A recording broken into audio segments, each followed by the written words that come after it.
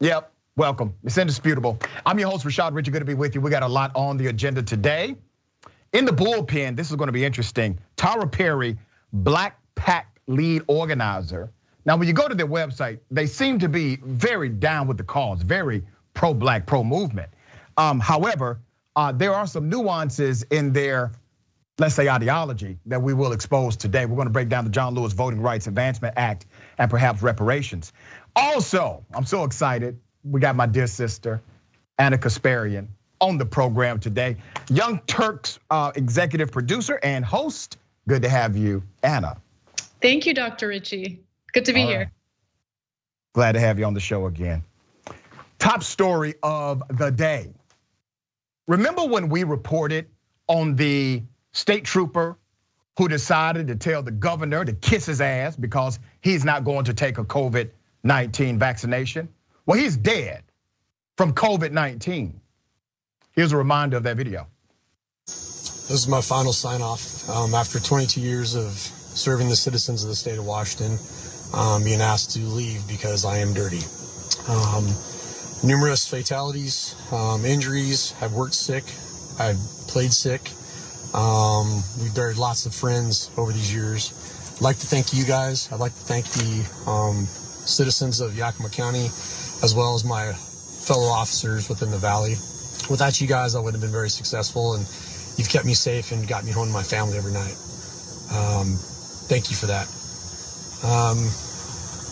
Wish I could say more, but this is it. So State 1034, this is the last time you'll hear me in a state patrol car. And Jay Inslee can kiss my ass. It brings me no joy to report this story because human life is precious, okay? Let's be very clear. This man could be alive right now. His family could be happy. I'm not concerned about his political ideology as it relates to him being a family provider. I disagree with what he said. I disagree with his premise. I disagree with his political philosophy, his social understanding, his conclusion. But I agree that he should be living today. But instead, he decided to not take the shot, the jab as he calls it, and he's dead because of COVID-19. This was in Washington State.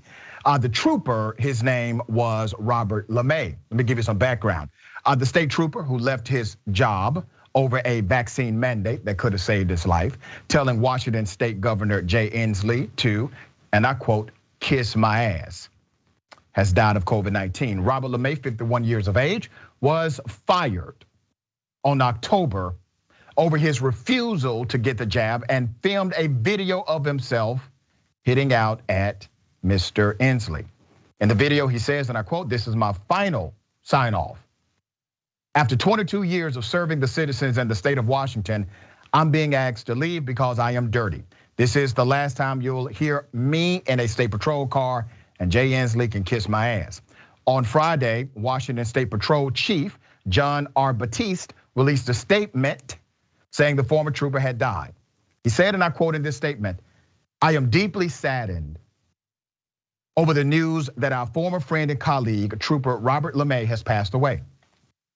This agency's prayers and remembrances are with his family and loved ones. Rob served honorably for over 2 decades, and we are disappointed to see him leave the agency. We were disappointed to see him leave the agency this past October. His service to this state and agency will be long remembered and appreciated."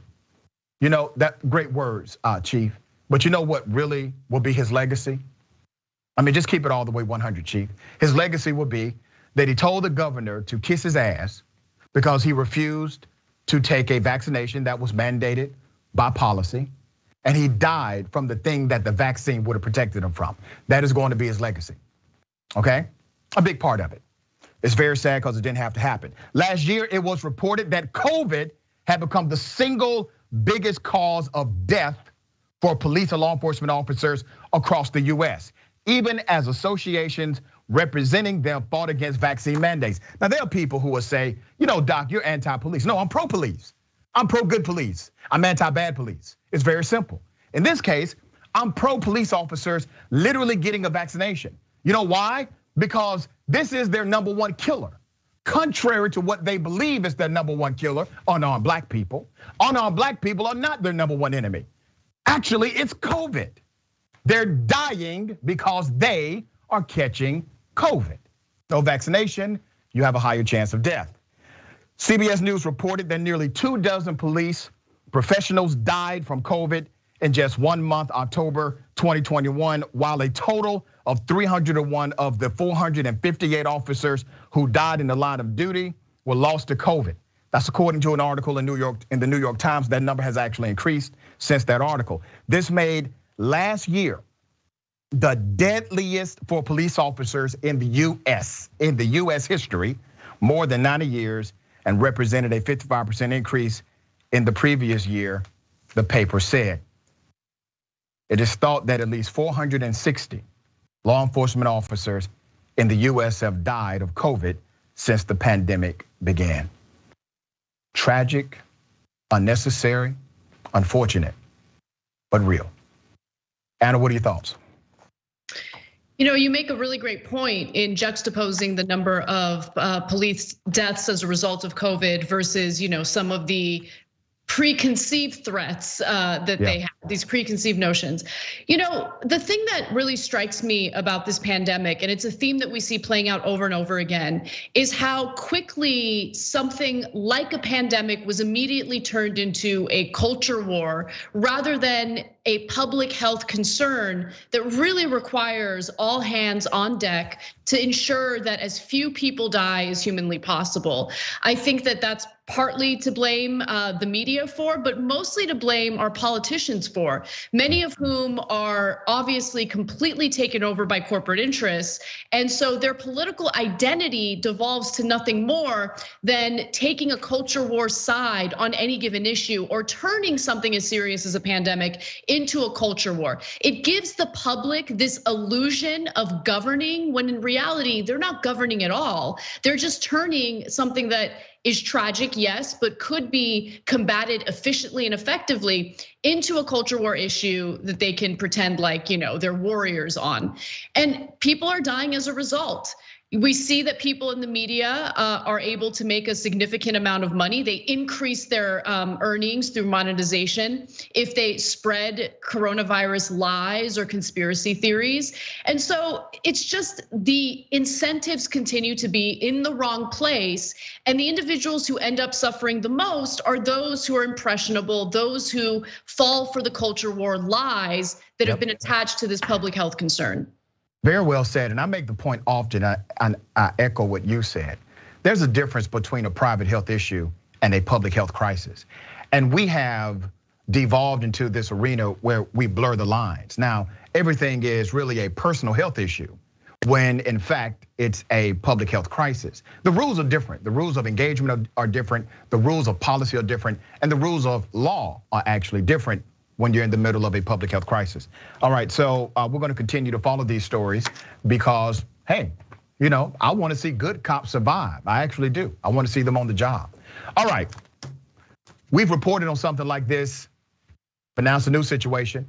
An 8-year-old shoots a 9-year-old in the parking lot of Chipotle. Why? Because once again, a parent leaves a gun unsecured inside of the vehicle, goes inside of Chipotle and orders. And all of a sudden, a murder could have taken place or a killing, a shooting did. Tragic, right?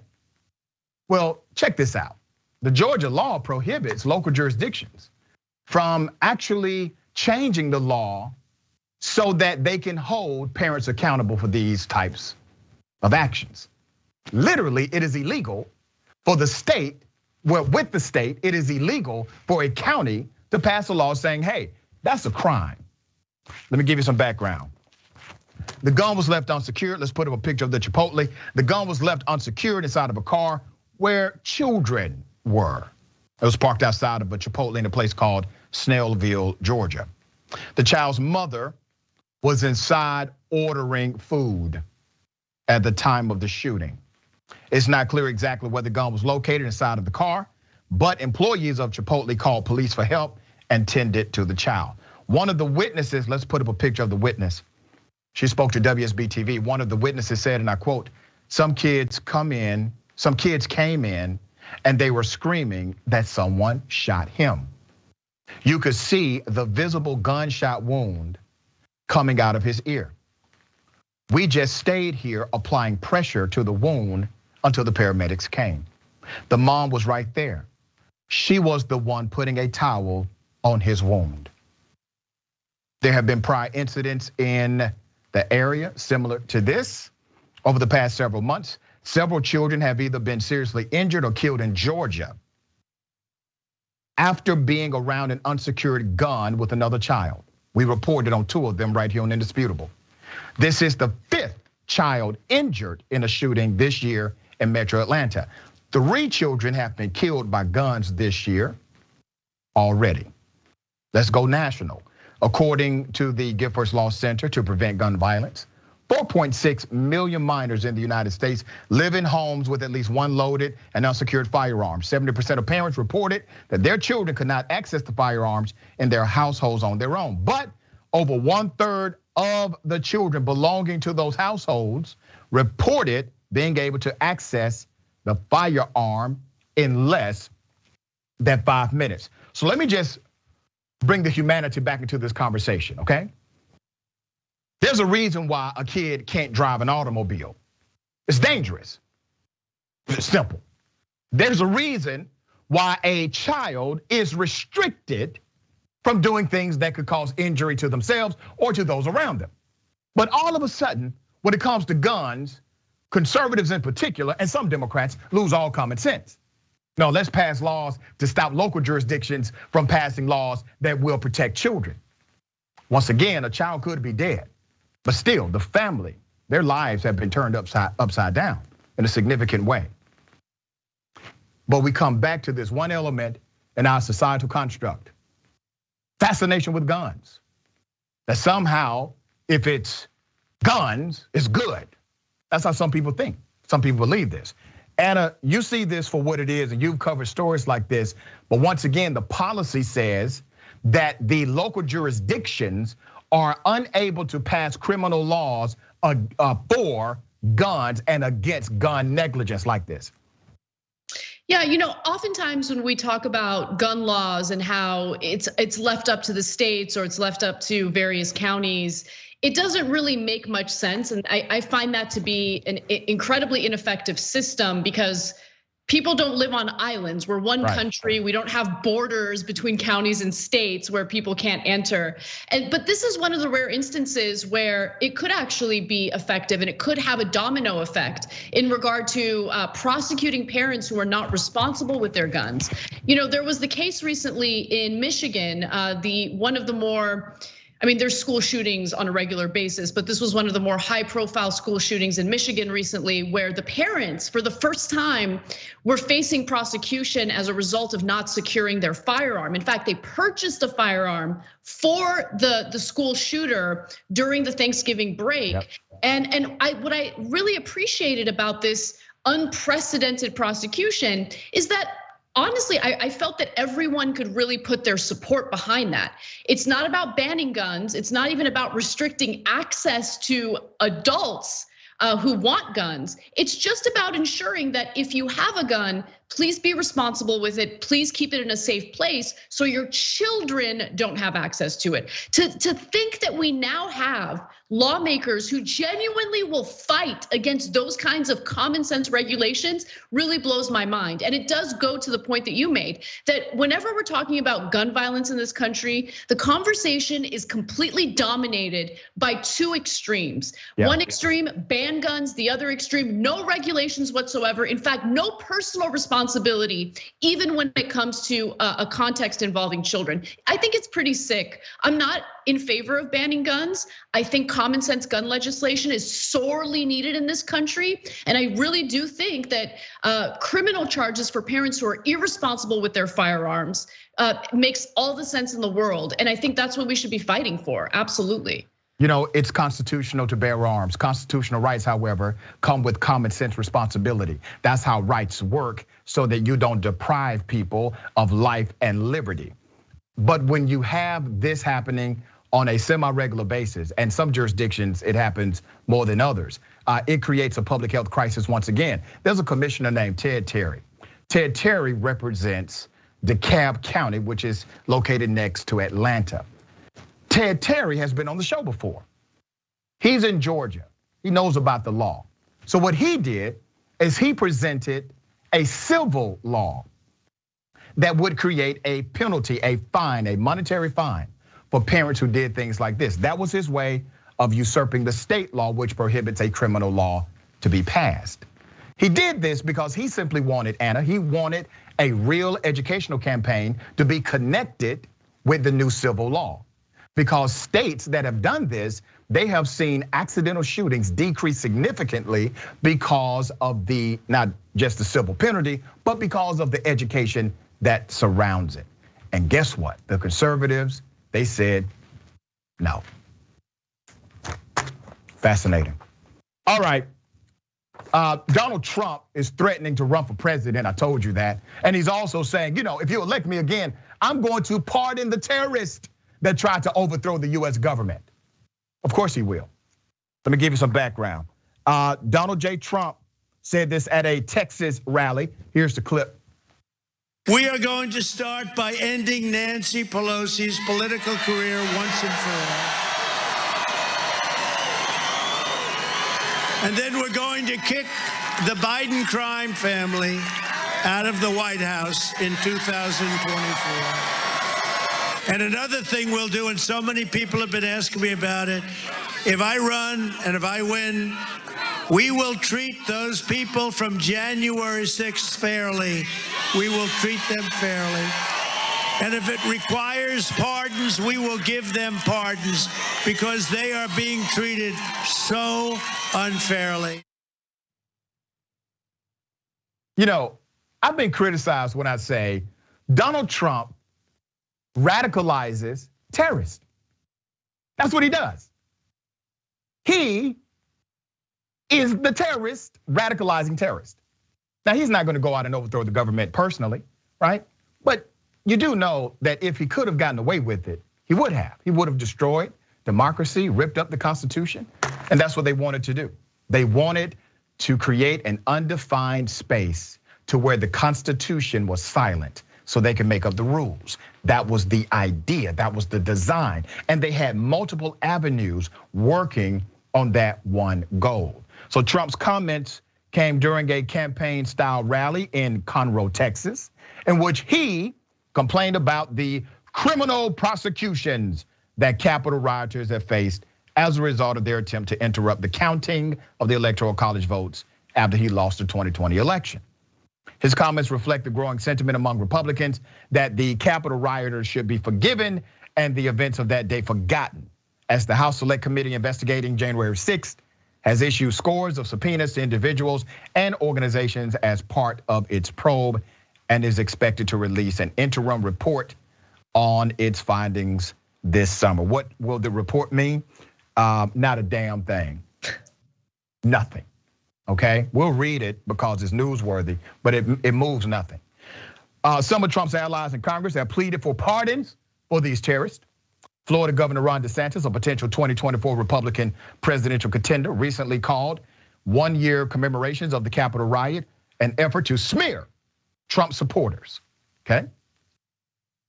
The DOJ has charged more than 700 people in connection with the Capitol attack. Some of them have been charged with what's called a seditious conspiracy, which is your attempt to overthrow the state, all right?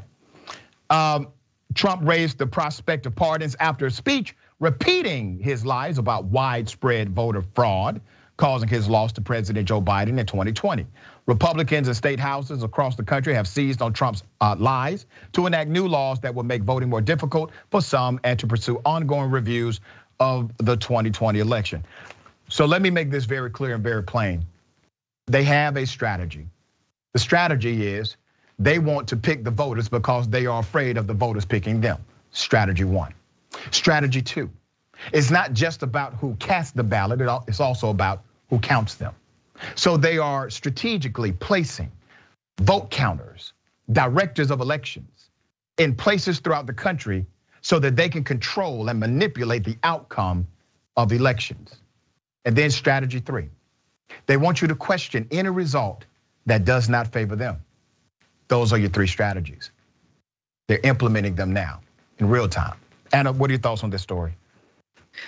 You know, it's pretty terrifying how, openly, brazenly, Donald Trump is willing to push for a complete deterioration of our democratic process, or at least what's left of it. And he uses intimidation, coercion, whatever he has in his toolbox to get what he wants. And so we used to have a terrible political climate where you have 2 political parties that are captured by the same corporate interests, and essentially, substantively, they're very similar policy-wise. But Trump has decided to take it up a notch. Whereas, the Republican Party used to be pretty pro-corporate and all of that. Now there's the added terrible nature of wanting to do away with our democratic process entirely. And what's even more terrifying about it for me, Dr. Ritchie, is the fact that you have Republican lawmakers who know that what he's doing is wrong, but they're such cowards and they're so afraid of him that they enable him. And then on the other side with the Democratic Party, how could you not be furious with the lack of fight coming from the Biden administration to ensure the passage of a voting rights bill to mitigate the damage that's being done by Trump and his enablers on the right? Of course, the heart of the problem is Donald Trump, but we need to have a robust system in place to mitigate not just Trump, but any future figures who might come up and just completely flat out refuse to accept the outcome of an election. And we don't have a proper opposition party to Trump right now. I agree 100%. It's like Democrats are playing baseball without a baseball bat. I don't understand it. And remember, the reality is this: democracy is fragile. It's fragile. That's why we depend on decent individuals who may disagree with you politically, not to rip up democracy in the process. Trump is not a decent individual. And so you see the fragility of democracy right in front of you. We got more on the other side. It's indisputable. Stick and stay.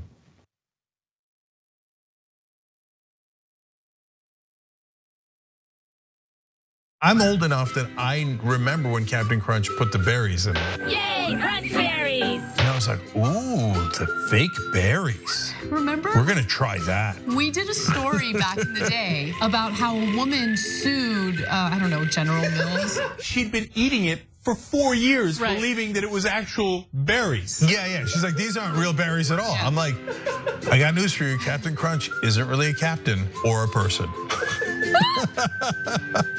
Joining me now, legendary whistleblower and American hero, Edward Snowden. First question is, hey, where are you?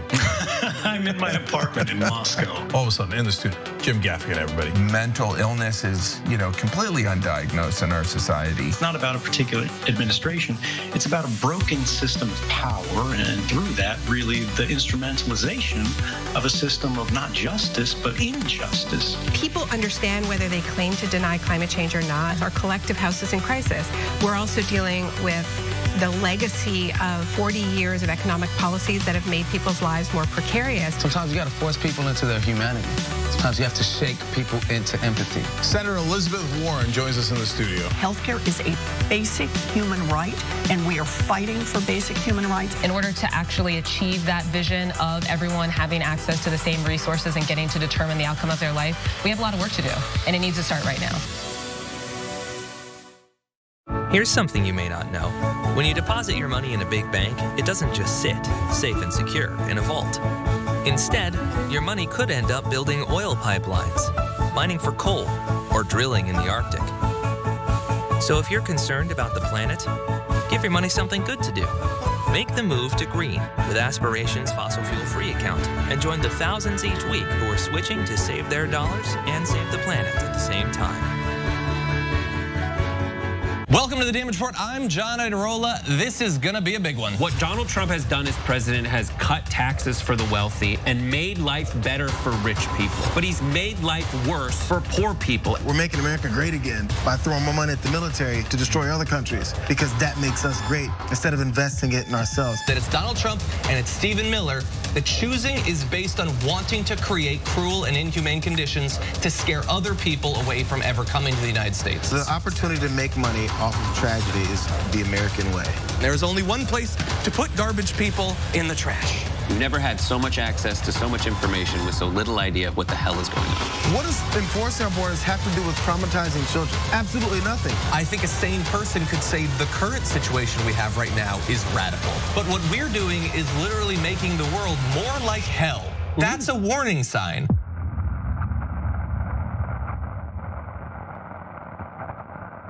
ShopTYT.com now has books. One of them is Ryan Grimm's book, We've Got People. That's a saying that AOC said, they've got money, we've got people.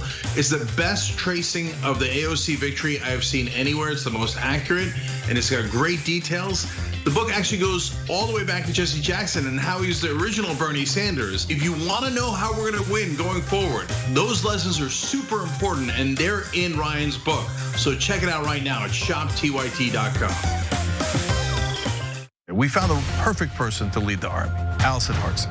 The establishment media works hand in glove with our corporate legislators, and our corporate legislators work hand in glove with the corporation. And we're going to make it so that it's a decentralized force throughout the country so that we can quickly identify stories, quickly identify troll farms, and go in and neutralize the enemy, and then start building responsible media throughout the country and on every platform available.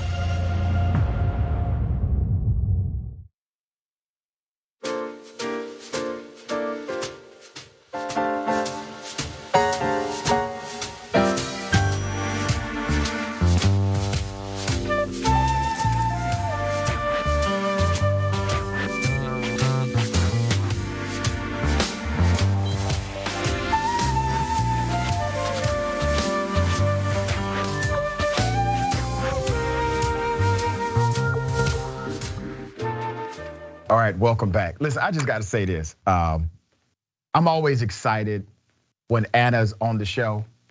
So let's go to Ana.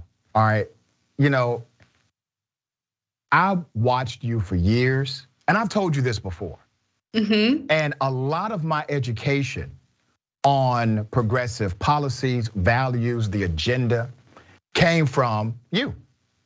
And I just wanted to pause and give you flowers because this is, once again, a surreal moment for me, and just say thank you for always doing the advocacy thing in the way that made a difference. Thank you, sister.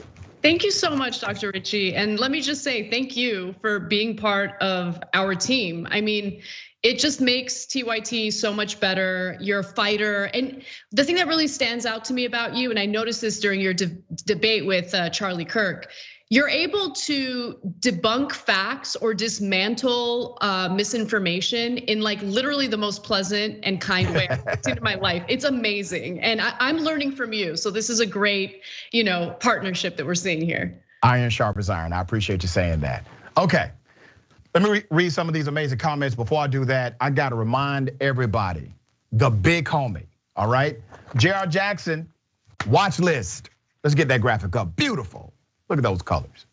Weekdays, 12 p.m. Eastern time, 9 a.m. Pacific time. I gotta tell you, all right? I'm addicted to the show. And let me tell you why. It covers news, politics, culture, current events, sports, and more, all right? It's a dope ass show.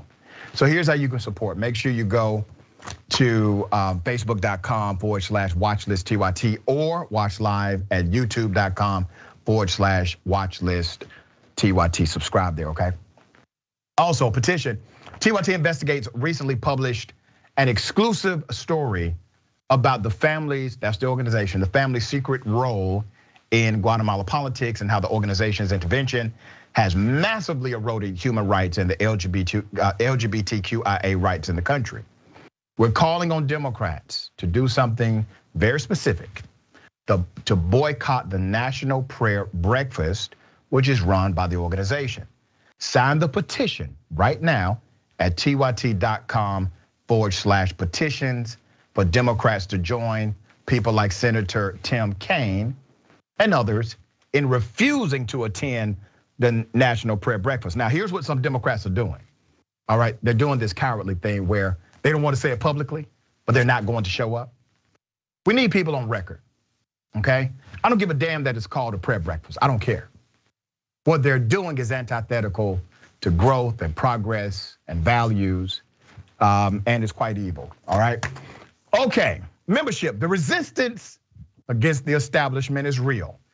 We are in a constant battle and we need you. You are the Young Turks. Become a part of TYT's progressive change machine and help facilitate positive change in the world by becoming a member today. tyt.com/change. Be a member, buy membership of somebody that you love, and also get a membership of somebody that you don't like, okay? Do that too. Maybe they can see the light. I don't know, or at least bother them. All right, a lot of comments. I will read as many as I can. Just Be Anti-Racist says, while I wish no one did, this is the very possible consequence of not believing the science. Lynn says, so sad the trooper made a choice to take himself away from his family. Very sad. Colorado Blue Blazer regular, an unsecured gun in an automobile, question mark? Clear evidence that the gun owner is one of those awesome responsible gun owners, right? Right? Yep. Super chat. Free says he could have had many more years with his wife and kids. Absolutely. Mike V, conservatives fought to keep masks off children in schools despite the science, but neglected firearms safety for children. Even the NRA is quiet on this. Yep. Forbesilla says, I hate to say it, but I agree with Trump. We should end Pelosi's congressional career. And let me keep it 100. Trump actually doesn't want to end her career. Let's be real. He needs a face. He needs a personality because he has no policy. So he continues to make villains out of people. He needs Fauci. He needs Pelosi. He needs Biden. He needs Obama. He needs Hillary. He needs them all because that's his strategy to distract you from the fact he has no actual solutions. So he gives you personalities, and that's it. And people go wild over the personalities he continues to tell you is evil, right? Okay, ladies and gentlemen, I wish a Karen would. You want to call the police on them for having a barbecue on a Sunday? I feel free. Back off! I'm going to tell them there's an African-American man threatening my life. I'm on the windshield. Don't park him. Good! Tell him to stop parking in front of my property! And that goddamn shit too! Park right in front of my driveway! Go else! Nobody parked in front of your driveway. I'm not a man! Whoever you are. Let me just... This is the same thing you're doing. You're on my property. I don't want you on my property. You big lip. Leave me the alone. I'm gonna call the police now, okay? Well, good. Get the off my property. All right. Get the off my property. God damn. You know what? Give me your phone. My phone is not recording. Hey, excuse me. No, you just assaulted me. No. You're pushing me. You broke my ankle. You broke my ankle. What the You hell? broke my ankle. Are you on drugs or something? Are you on drugs? Get the off my property now. Yes. What? Who's parking? You park in front of my property. God. Don't park in. Who are you servicing right now? Who are you? Stop it. Why? They're parked in front of my property. Close the door. He broke my ankle. He twisted my ankle. I'm calling the police on you. Madison Avenue in East Brunswick.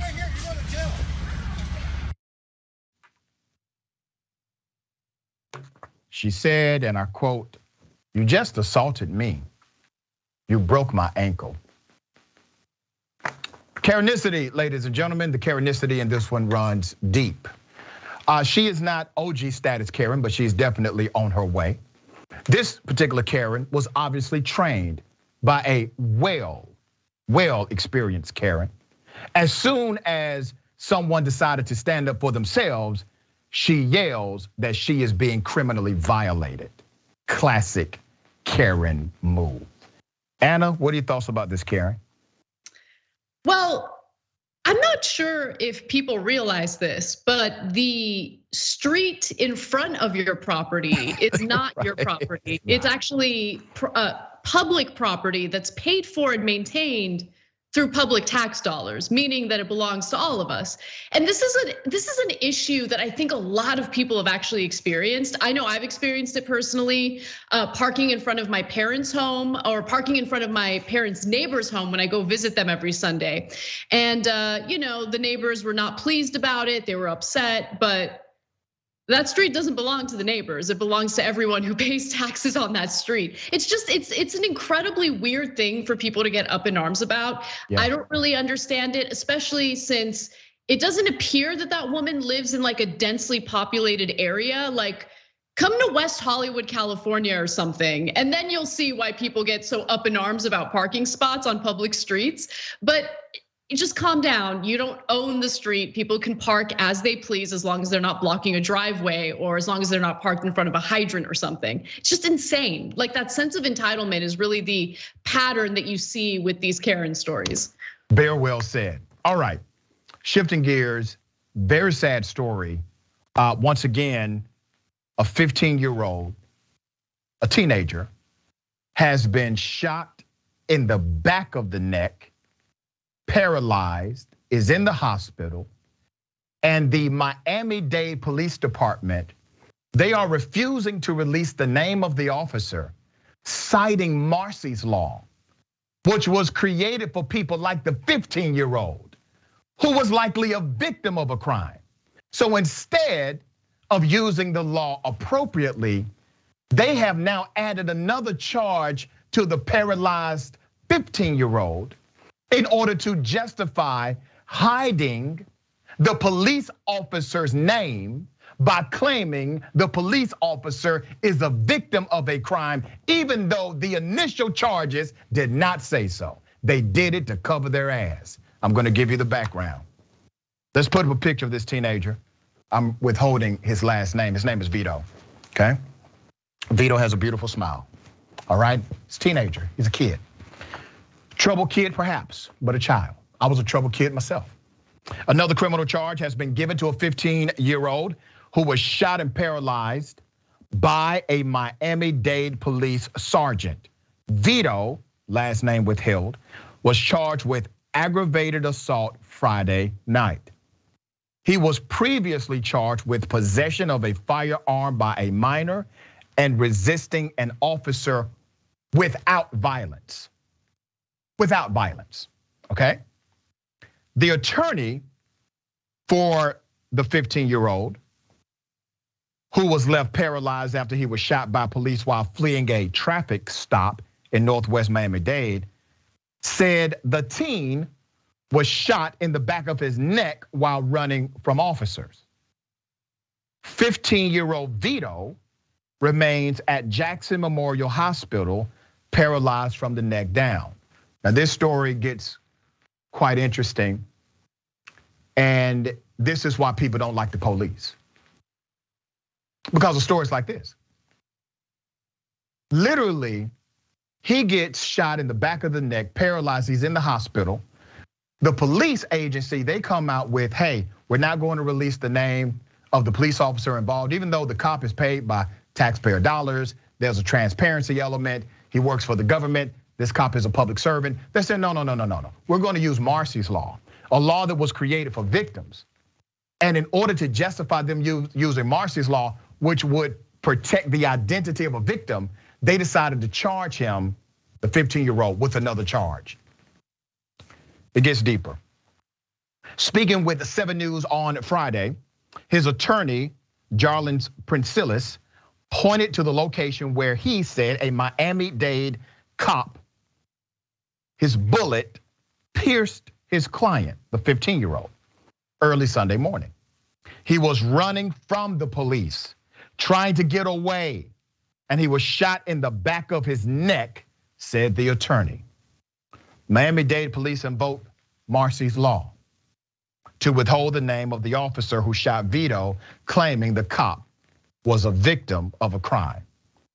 The controversial state statute was originally said to be a measure intended to shield the identity of crime victims. Several law enforcement sources have confirmed to the Herald the name of the officer, okay? We have not been able to independently confirm that. I will likely give an update on my social media later. Let me give you what Marsy's Law is. Marsy's Law allows for somebody who has been victimized, beginning at the time of his or her victimization, to prevent the disclosure of information that could lead to their identity being revealed or their being subject to other forms of harassment. Now, how in the hell did this start applying to cops? Cops weren't in mind when they wrote the bill. Cops weren't behind the promotion of the bill. This bill was literally a movement of victims and the family of victims, and it was signed into law. Controversial, but signed into law. Then law enforcement agencies decided to start using it to protect cops. Even the union leader said, you know what, it is an expansion of the law. It's not the law, it's an expansion of the law. This year, the Florida Supreme Court is going to rule on this law. What's the ruling about? Well, it's about if police officers can legitimately use this rule or this law in order to protect cops who are public servants, right? But look at what they're doing. They don't give a damn about the law. Literally, they changed the law. And now a Supreme Court has to rule if them changing the law is appropriate. Ana, what are your thoughts on this? So many thoughts. Let me start off with the point regarding civil servants and how they are paid with taxpayer money to protect and serve the very community that has completely lost trust in them. And that's a huge problem, especially as we're experiencing a violent crime spike throughout the country. That's very real. And people's trust in these institutions, including local police departments, is incredibly important.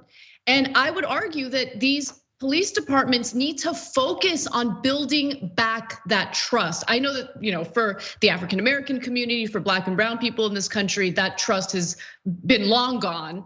But it's important for people to feel comfortable and safe calling on the police department to help them in their time of need if they're experiencing emergencies. And how are people going to do that when you see case after case of them using deadly force against citizens who are not posing an imminent threat?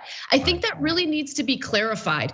This is not to say that people who are breaking the law or anyone who's running from the cops is a good guy and we're defending them wholeheartedly. It's not about that. It's about making a distinction between when it is and is not okay to use lethal force. Lethal force should only be used if a cop is facing an imminent threat. And that is clearly not the case here, as everyone agrees that the teen was running away from the cop. So number one, they are not doing anything in terms of attempting to build trust among the community by refusing to name the cop, by reinterpreting a law that was meant to protect victims of crime. And at the same time, we just keep going on with using lethal force toward individuals who are not an imminent threat. And the question is, do we value lives or not? And it doesn't seem like in this particular case, a life was really valued. Yeah, well said. We got more on the other side. It's indisputable. Stick and stay.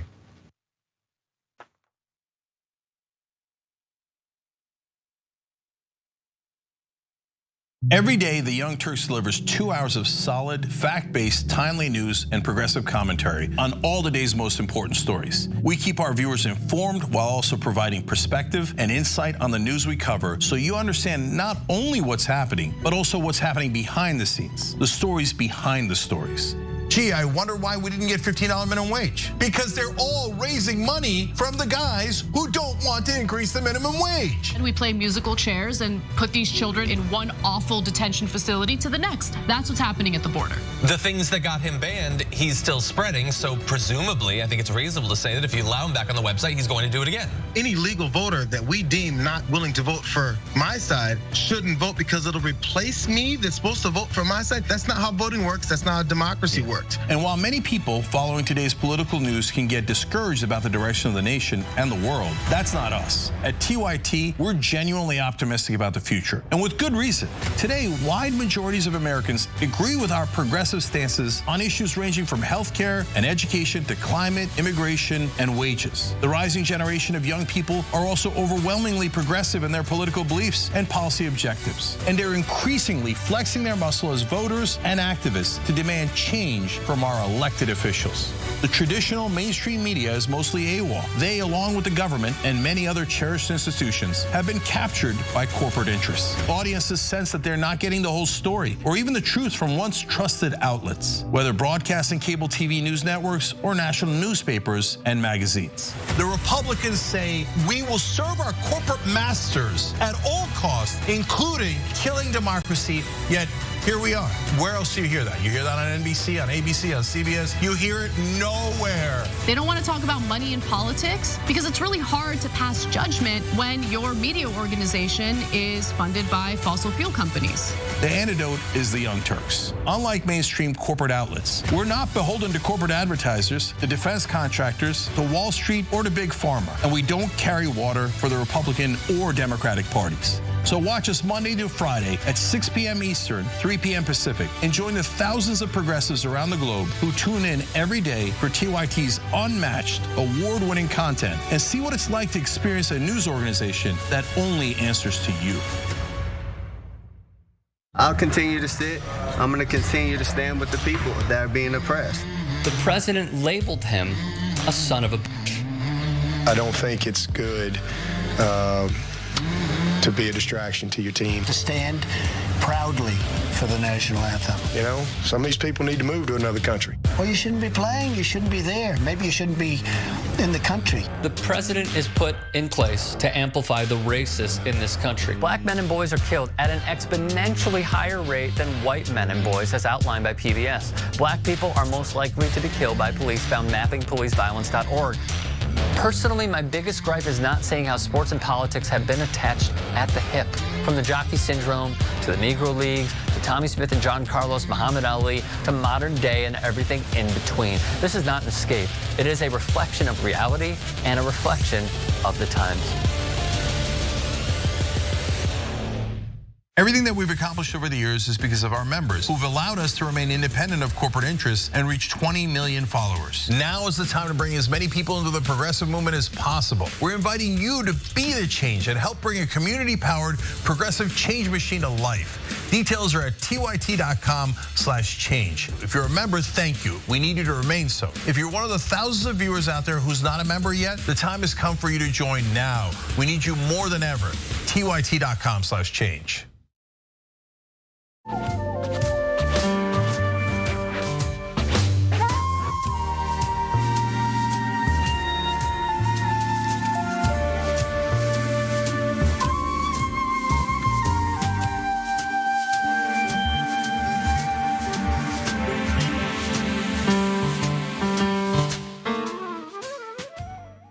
All right, welcome back. We got a lot of show left.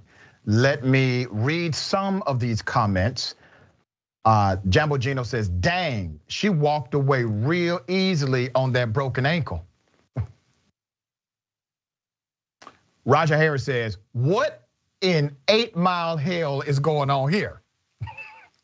I like that. David Moore says, she actually broke my Karanicity measuring device. The needle bounced off the end stops. Yeah.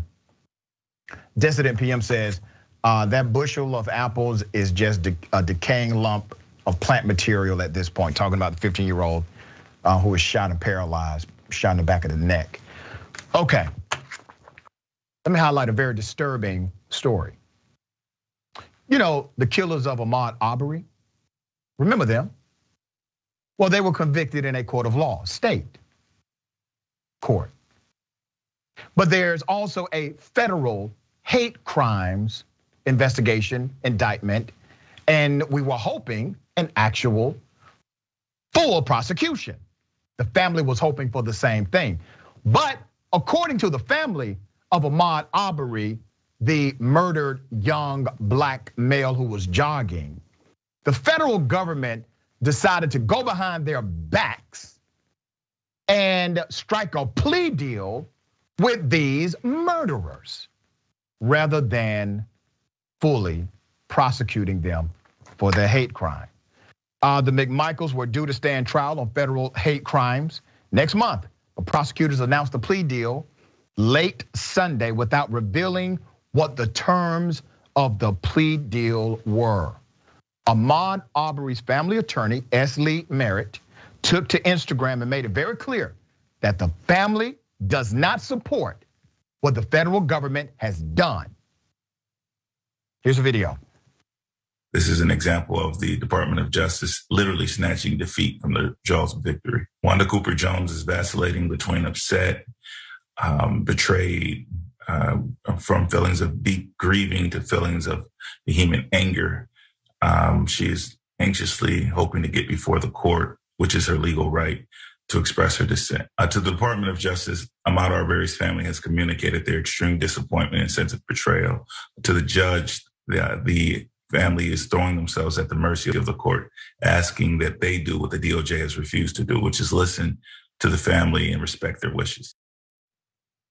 This is a damn shame. When this first happened, I reported on my radio show when it was still a very local story. We went down to Brunswick, Georgia. We took a caravan.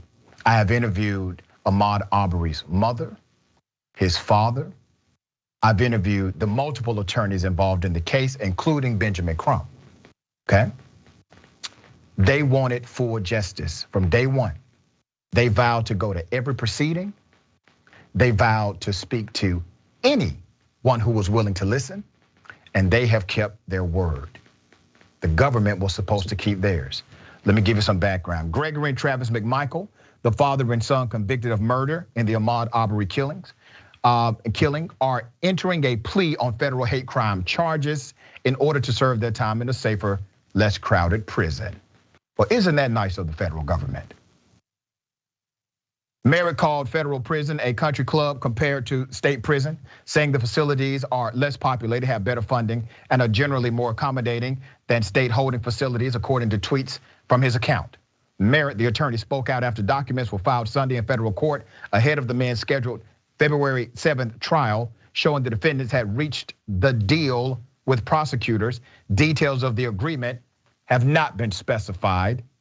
In a statement, Wanda Cooper Jones, that's Ahmaud Arbery's mother, said, and I quote, "The US Department of Justice has gone behind my back to offer the men who murdered my son a deal to make their time in prison easier for them to serve.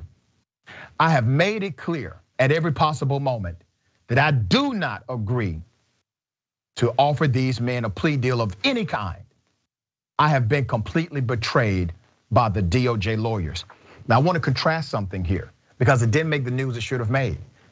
The attorneys for the McMichaels, they tried to strike a plea deal with the state prosecution. And that DA said, hell to the no. We're prosecuting their ass 100%, no deal. I don't care what you agree to. They did what the family wanted. Now what happened to, let's make an example out of these criminals. What happened to that spirit, right? What happened to, we need to show the integrity of the justice system as it relates to hate crimes? What happened to that? They said all these things on the record. Now they go behind the backs of the family in order to strike a plea deal and do not release the details. Cooper Jones intends to oppose the plea deal during a hearing today. The Federal Crime Victims Act guarantees the mother the right to be reasonably heard at any public proceeding involving the plea offer, Merritt said, and she intends to exercise that right in that proceeding today. The plea agreement has been sent to the US District for the Southern District of Georgia for consideration, the court filing said. An attorney for Gregory McMichael declined to comment on the agreement Monday. Remember the other guy, the guy that was recording it? William Roddy Bryan. And remember, he's recording because they were going to look at it for kicks. That's why he's recording, okay? William Roddy Bryan was not mentioned in Sunday's court filings. Bryan, who shot the video of Arbery's killing, was sentenced to life with the possibility of parole. Ana, once again, This was clear. This was literally a slam dunk for the federal government. And they go behind the back of the mother to strike a deal with killers of her son. You know, oftentimes plea deals are offered when the prosecutor is going to have a difficult time proving the charges brought forth. That's right. And that clearly is not the case here. And what I find fascinating about all of this is just the secretive nature under which this plea deal was made.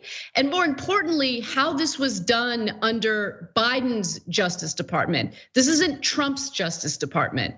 Now, some might argue, hey, you can't lay the blame on Biden, but I firmly believe that, especially in our hierarchical system, the fish rots from the head down. Yeah. And this is something that Biden should have, in the very least, had some conversations about, especially considering how he's currently doing in regard to the African-American vote in this country. Many activists and organizers are incredibly frustrated with him and how he seems to have abandoned the efforts to pass a voting rights bill.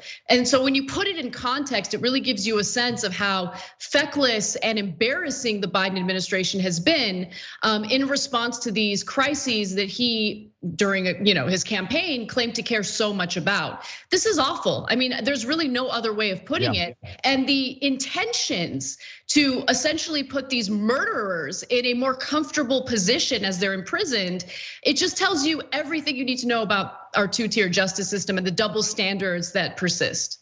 Absolutely. And before people start saying, well, Doc, Biden can't get involved directly in investigations, kind of untrue. The president of the United States has the ability to provide general guidance to the DOJ director.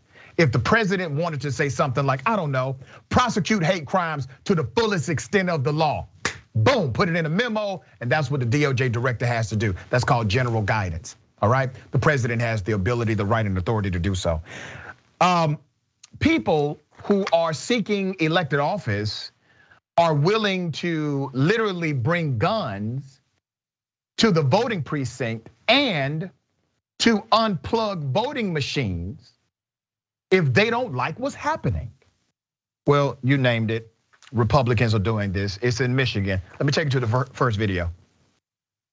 We're gonna make sure, like at the TCF Center, there was 4,800 people that were working the election and like 160 of them that were Republicans, right? We want 50-50. If you see something you don't like happening with the machines, if you see something going on, unplug it from the wall. The Second Amendment isn't there for hunting rights. It's not there for self-defense. The Second Amendment is there, the founders put it there to protect all the others. And it says to the government, the people have the right to stop what's going on. The ideal thing is to do this peacefully. That's ideal. But the American people, at some point in time, if we can't change the tide, which I believe we can, need to be prepared for walk away. So you ask, what can we do? Show of arm. If not, the poll workers stand out to block. Make sure that justice prevails. If we're going to be facing injustice, it is our responsibility as the American people to make sure that justice is brought.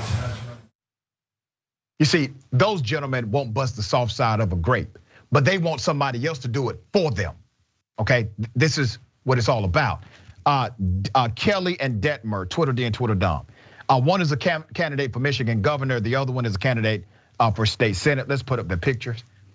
This is Kelly, Ryan D. Kelly. Let's put up a picture of the Senate candidate, Mike Detmer. Okay, remember the quotes. We need to be prepared to lock and load, show up armed. The Michigan Attorney General got involved in this, all right? And the Michigan Attorney General had to provide a response to this. Obviously, this is massively illegal. All right, here's what the response was from the state Senate candidate when the Attorney General said, you know what you're saying is illegal. Let's put it up. All right. So the Attorney General says unauthorized personnel tampering with election devices and the use of firearms to intimidate voters is illegal. Engaging in such conduct will result in arrest and prosecution. And then Mike Detmer responded, he's running for state senate. Thomas Jefferson said, what country can preserve its liberties if their rules are not warned from time to time that their people preserve the spirit of the resistance? Let them take arms. Okay, hop your happy ass out there with a gun. If you believe in this so much, Senator wannabe, do it. Get a gun and walk up somewhere if you're that big and bad. But here's the thing, they'll never do anything like this. And this is what makes me upset more than just the regular stuff. They want everybody else to do their dirty work. These are cowards. They're not for you. They want you to do this, and then as soon as it goes down, they're not going to protect you, and then they're going to say things like, that's not what I meant. I didn't want them to do that. No, my words were misinterpreted. All right, Ana, thoughts? I mean, you're absolutely right about that. The prime example is what happened on January 6th, where Trump said that he was gonna march with the rally goers to the Capitol, that he was gonna fight like hell with them. And as soon as they started marching over to the Capitol, he turned around, went to the White House, sat his ass on the couch and watched everything transpire and refused to say a damn thing for over 180 minutes. And so they love to stoke this type of tension in the country, this type of violence in the country. It's what they campaign on. It's more of this GOP posturing to make themselves out to be these big tough guys. But at the end of the day, it's nothing more than posturing for them to rely on during their campaigning. Whereas the people who do end up falling for this inflammatory language do end up facing legal consequences for it, much like the Capitol rioters, who now the right wing pretends are these, poor victims. No, if you encourage the crime, by the way, you should also face criminal charges for that. It shouldn't just be the people who are impressionable and honestly dumb enough to fall for it. It should be the people inciting the violence as well. Anna, I got a question. What in the red state hell? You can take a gun, shoot somebody in the face. It's not hard. Sometimes it might even be fun if they're a godless commie. Now, what they're trying to do is sneak the COVID vaccine in your salads. I hate math. Somebody say amen.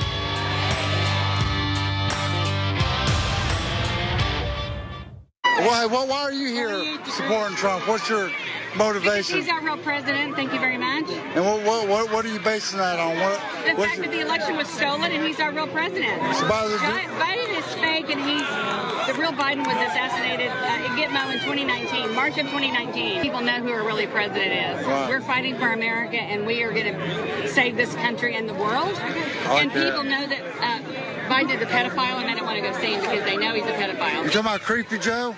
Creepy Joe's a pedophile. Did you know that he had an island? His family has an island near Epstein, like 8 miles away. I didn't know his that. His family, it's called Water Island. Yeah, wow. His whole family are pedophiles. So he has like a kind of like a little Neverland, kind of like Michael Jackson had. No, Michael Jackson was saving the children. They destroyed his reputation. Right. Michael Jackson, I thought for years he was on the bad side. He's not. He was saving the children. And when he plays at the inauguration, when Michael Jackson comes and plays for us, people are going to realize that it's all been a complete sham. You think so? He had a big queue, Neverland, he had that big queue, saving the children. Trump helped him escape. That was part of it. He helped John F. Kennedy Jr. escape, he helped Princess Diana escape. Part of the... You just watch it, they're all going to come out at the inauguration. At the ball of the inauguration, you just wait for it.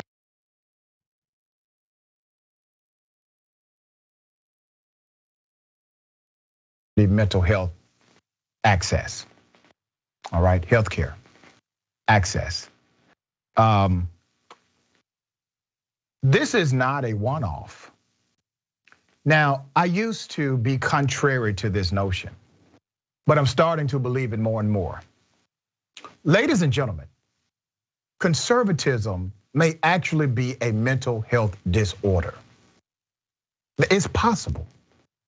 And I'm starting to think if somebody tells me, you know what, I'm a conservative, doc, I'm probably going to assume You have a mental health disorder until you prove otherwise. Now, I'm not saying that category is going to stick forever. I'm just saying right now, you want to be a conservative right now. You want to be a Trump supporter in this era. Anna, what are your thoughts here?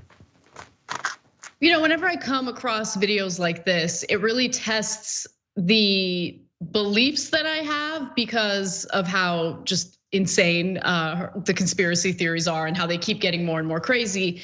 But, you know, the way that I'm trying to think of this is, all right, well, we live in our own little filter bubbles. And some people, unfortunately, have gone down a rabbit hole of conspiracy theories online. It's actually shockingly easy for people to become radicalized based on the content that they're consuming. And so, you know, I've been looking into this more and more, trying to understand, like, what is the best way to respond to it? And a lot of people cut off family members who unfortunately go down these rabbit holes. But one of the best things you can do, believe it or not, is to just try to keep these people in your lives and try to continue having calm, rational conversations with them, because it's really the only hope we have in giving them a different perspective rather than just cutting them off and allowing them to continue getting radicalized with all these bad faith actors online. I think it's an incredibly difficult thing to carry out, and I don't begrudge anyone who doesn't want to go in that direction. But at the same time, I don't think that all of these people necessarily have a mental health issue. I do think that mental health issues are widespread and they're undiagnosed and untreated because of our healthcare system.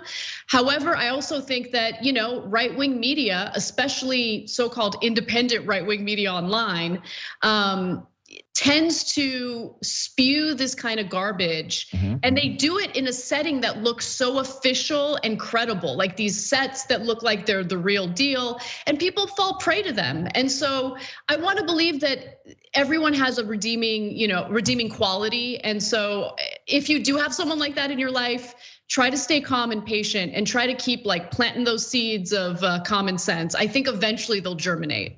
I agree and concur with everything you've said. And I want to remind people that just based on psychology and social science, what Anna's talking about as it relates to media, sometimes media can create the atmospheric condition that indoctrinates an individual not to challenge their own logic or their belief system, to where now what seems like an issue they would never believe, they believe it sincerely.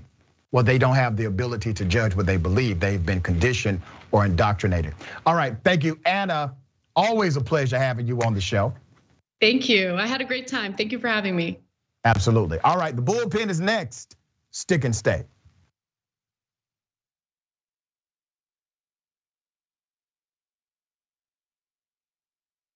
You know what the progressive movement needs? It needs a little energy, a little pizzazz, maybe a little caffeine. Oh, coffee. But what if it was Too Strong Coffee? Yes, new, toostrongcoffee.com/TYT. Look, this helps progressive causes. It's also organic and fair trade, so you've got peace of mind that it was done right, and it happens to taste great. So check it out right now at toostrongcoffee.com/TYT. That 300 million is a pretty good number, Well, that's the size of the US population. You know what our next target is? The size of the entire world. We just crossed 5 billion views on YouTube. I mean, imagine 10 years ago thinking one day. We looked at you like, are you nuts? Young Turks has just passed another milestone. 15 billion views. Damn. All right, lots of comments. You guys are the best. I'm gonna read a few comments from our members. Mr. Methuselah says on YouTube, super chat, thanks for all the important work you do for TYT for the movement. Do you know who had the first super chat when I got back from vacation? You won't be surprised to find out. Rob Shively, what do you know? Rob says, rejoice, for Dragon Daddy has returned. This question sent to us by Izzy Sanchez Jr. Is it me, or is Meghan McCain talking as fast as Ben Shapiro? Is that the way the right tries to look smart and intellectual? Well, yes. Michael Nathan writes it on Twitter. Did Anna choose Cenk's outfit today? I'm sure it wasn't Cenk himself. Man Bun Cenk in Skinny Jeans says, so now Anna has pointed out Okay, that's his handle. T. Joyce, 1971, saying Donald Trump is good at pulling out of things. NAFTA, the Iran deal, NATO. It's just too bad Fred Trump didn't.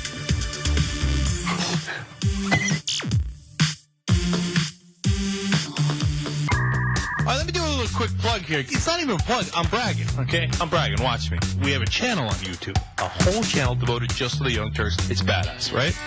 Wow, man. I can see the voice. You guys are rock stars. Unbelievable. Senator Sanders, welcome to Rebel Headquarters. Man, you guys are amazing. We gave you what you wanted. Okay. Speaking of shirts. I have a surprise.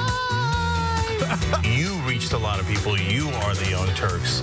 And we have spread that progressive message wide and far. Let's keep it going.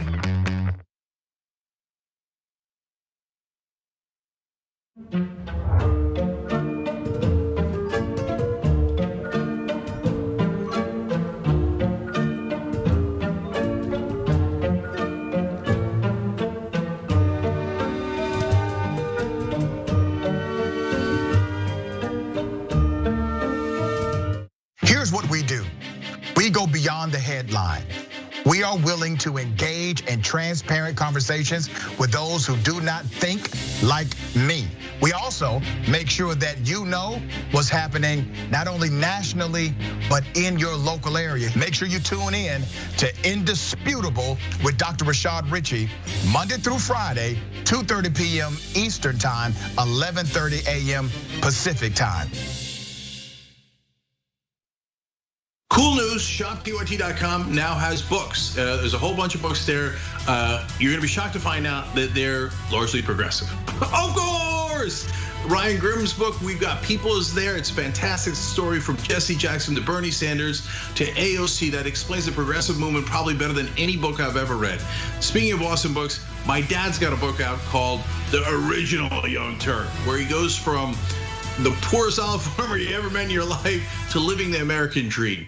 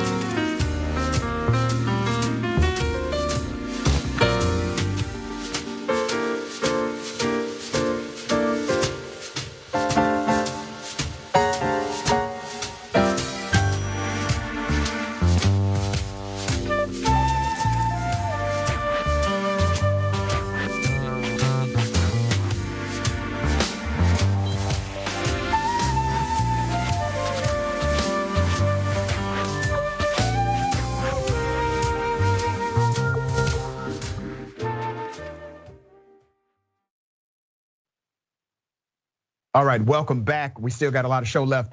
Let me read a few of these comments.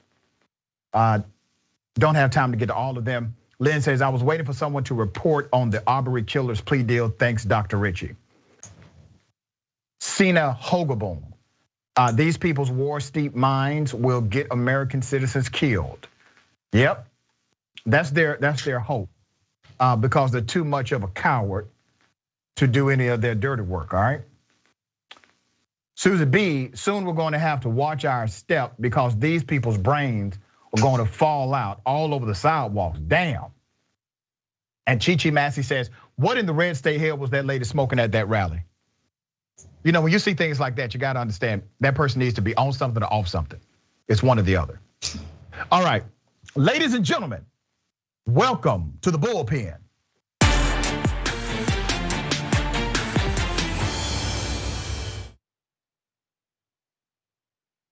In the bullpen, we have Miss Tara Perry, Black Pact lead organizer. We actually may agree on some things and disagree on others.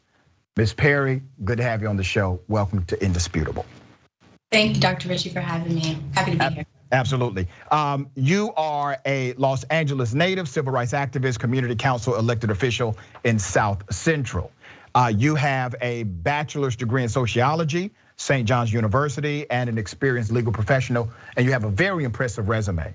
What I wanted to chop it up about today is the John Lewis Voting Rights Act, and by extension, voting rights in America. And we may get into discussions about reparations. I know that's strong on your website and your platform as well. I don't want to presume what you know or believe about the topic of voter rights in America. So if you would, give me your sentiment and I'll respond.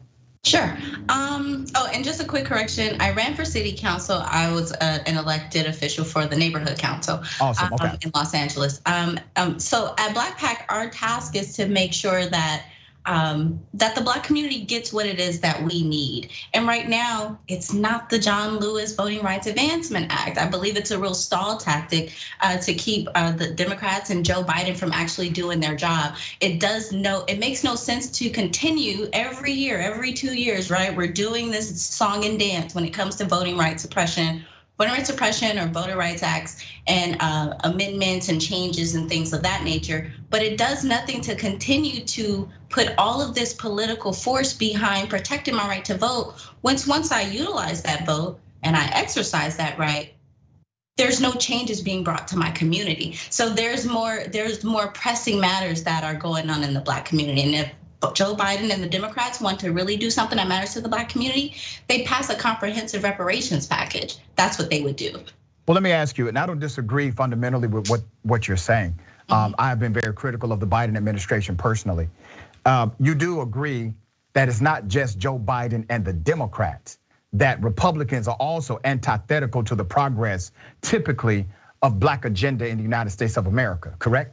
Yes, I'll concede that, but the only thing is we're not voting for Republicans at the record numbers that we are for Democrats. So not that they don't have to do their job, they definitely do, but we know how power hungry the Republican Party is. But you're more indebted to the Black community as a Democratic Party because that's where we put the majority of our vote and our power behind. And there's a real groundswell that's happening where Black people are considering no longer voting for the Democratic Party. The John Lewis Voting Act that wants to automatically register people to vote who come into contact with government agencies, that's not the real call. Do your job, and I think you could really turn out voters. You could really entice people to vote. Well, don't you think, wouldn't you say, Ms. Perry, that if Republicans did their jobs, which is to represent people, not party, if they did their jobs, that Black people would also be supportive of their agenda because their agenda would be in alignment with the agenda of Black progress in America? And let me mention something that I think is very important to the conversation. People first, that should be the agenda. People first, right? So when we talk about the John Lewis Voting Rights Act, I need to correct you on something, because I've heard this talking point from conservatives before, that it registers undocumented individuals to vote, that it allows those who are not citizens to vote. Where do you get that from? So now when we look at the John Lewis Voting Rights Advancement Act, they want to automatically enroll people in on the voter rolls, right? Once they apply for their IDs. We have over 17 states that are actually now issuing driver's licenses to undocumented immigrants. California just purged 400,000 undocumented immigrants from the voter rolls. And simply because there was a lawsuit that was brought about. So I get it, right? That was caught and that was seen. But if people aren't paying attention, that could happen, and some of those votes can get through. That's the real risk there. That's the real risk there. But there are also local municipalities that are allowing undocumented people to vote, and it's school board elections. Now, our Black children are going to school with a lot of these other demographics, right? Not just undocumented immigrants, but white, Asian, and so on. But that allows people to make decisions for citizens of this country who are citizens of another nation, and that is something we have to look at. All right, so Ms. Perry, allow me to correct you on a couple of things. Number one, the John Lewis Voting Rights Act does not permit undocumented individuals or even permanent residents to vote. If you actually read automatic registration for people who are getting their driver's licenses. Madam, I'm gonna ask you to be respectful of the platform. Sure. Okay. What it does, and this is the talking point that has been echoed by political pundits that have not read the bill. First of all, 19 states already participate in what's called voter registration if you are engaged with some state agency. One of those states is Texas. So 19 states already do it, and they have not had a problem doing it. The law says only citizens can qualify for this. That citizens qualify, not non-citizens, not permanent residents, but only citizens. That's the current law, and that's the law codified in the John Lewis Voting Rights Act. It does not create an additional law that says, well, now undocumented individuals can participate in elections. It is illegal now. It would be illegal under the act if it passed, and it's illegal in the 19 states that already engages in what's called automatic voter registration. So that's number one. Number two, I think one of the mischaracterizations of the John Lewis Voting Rights Act is that somehow it really creates a massive new law. It really restores the voter protections under the US Supreme Court that was done away with in 2013, 2014, when the Supreme Court gutted the Voting Rights Act and said this is now a legislative issue. So the Congress is doing what they should have done back then, which is to create a legislative policy based on what the court ruled during that time. Another part where I think you are misguided is the reality of a municipality. Do you know what a municipality is? Like, what is a municipality?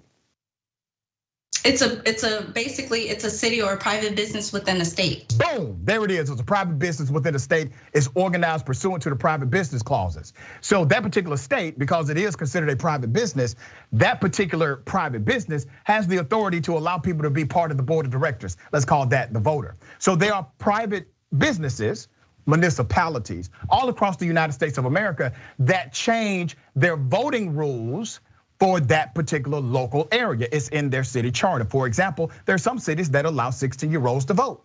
You can be registered at 15 and a half, and you can vote at 16 in some cities. Why are cities allowed to do that? Because they are organized pursuant to a private company clause, and they are allowed to do so.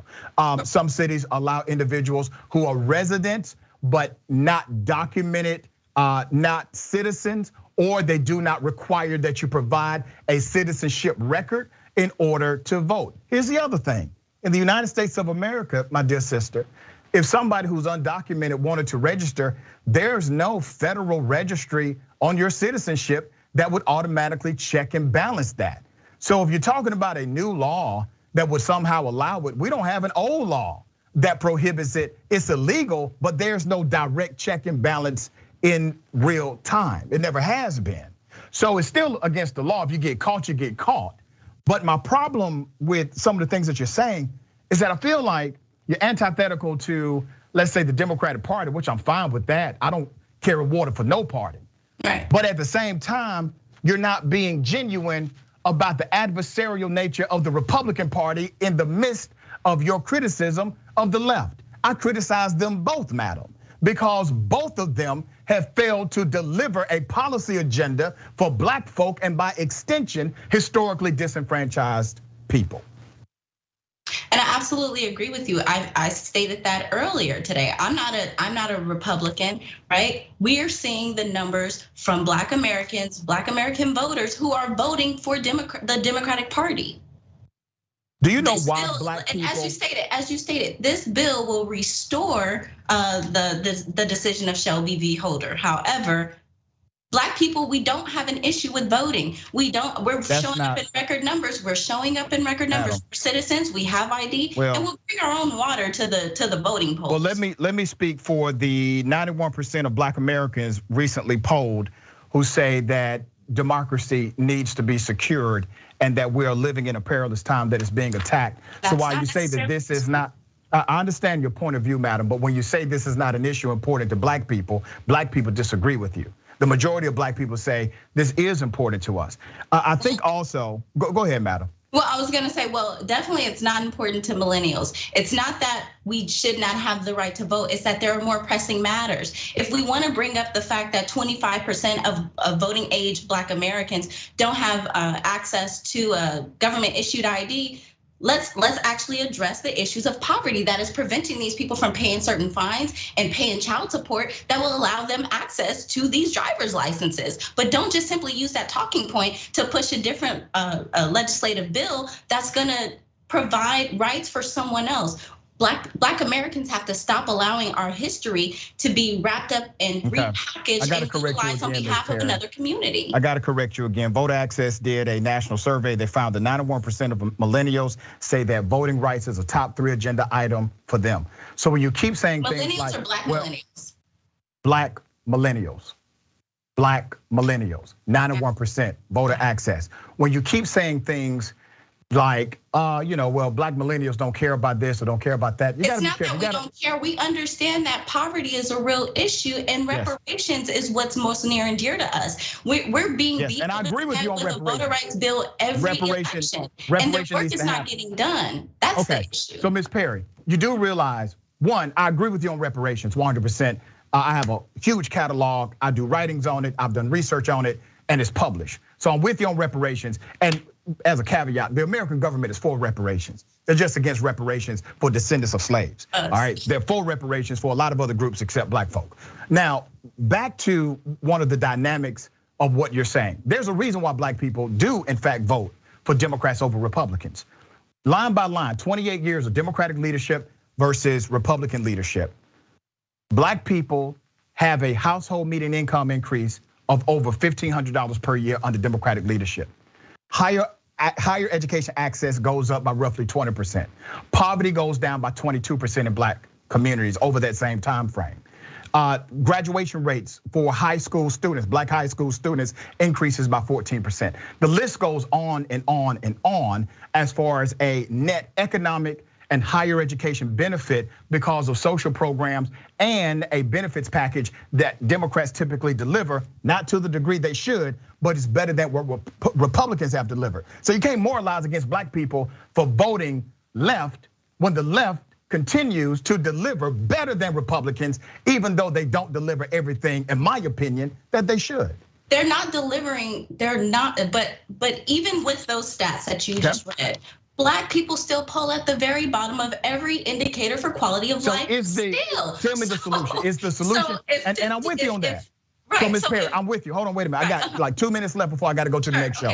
I'm with you on that. All right, I believe in holding everyone accountable. But are you saying that black folk need to jump from supporting left-leaning individuals to supporting Republicans? I'm not stating that. I'm saying that is the talk that's happening because people want to be